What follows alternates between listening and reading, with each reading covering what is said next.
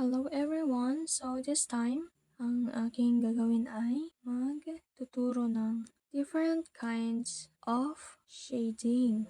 So meron tayo ditong sketchpad and pencils.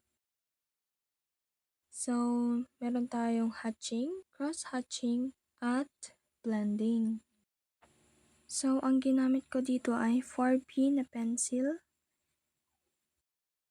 So, tuturuan ko kayo kung paano gawin ang shading sa pag-drawing.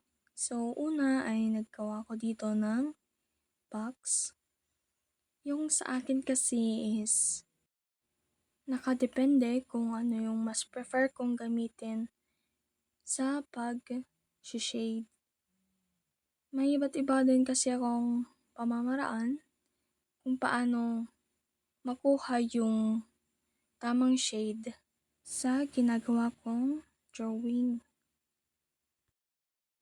So, ang ginagawa ko dito ay hatching. So, kung makikita nyo naman sa ginagawa ko ay para lang akong nag-check ng paper. And nakadepende rin na rin kasi kung paano ko makuha yung consistency kapag nag-shade. And para makuha ko yung tamang shade ng ginagawa ko is ine-enjoy ko siya. So as you can see while I'm doing this, the lines I am doing is like a diagonal. Pa-diagonal siyang lines. And ang ginawa ko na lang dito is nilagyan ko siya ng more on charcoal. At para mas maging mukhang totoo yung ginagawa ko.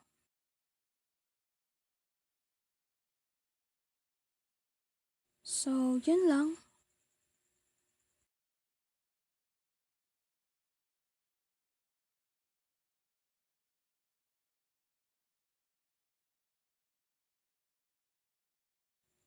So, I am going to do another kind of shading.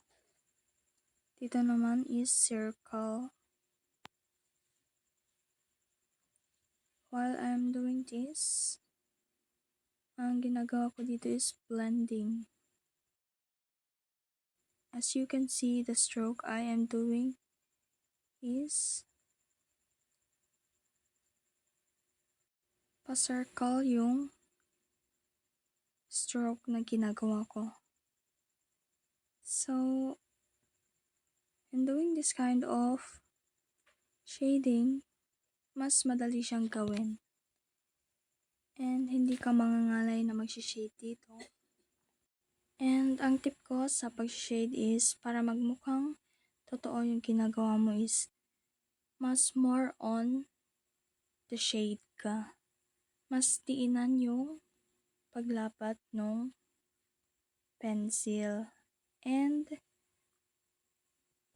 may different kinds of pencil we use din naman.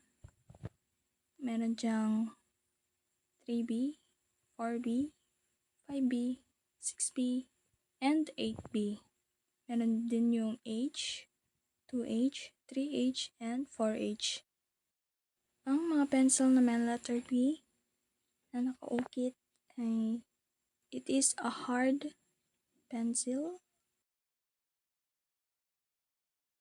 And kapag H, it is a soft pencil. So, yun lang. Thank you for watching!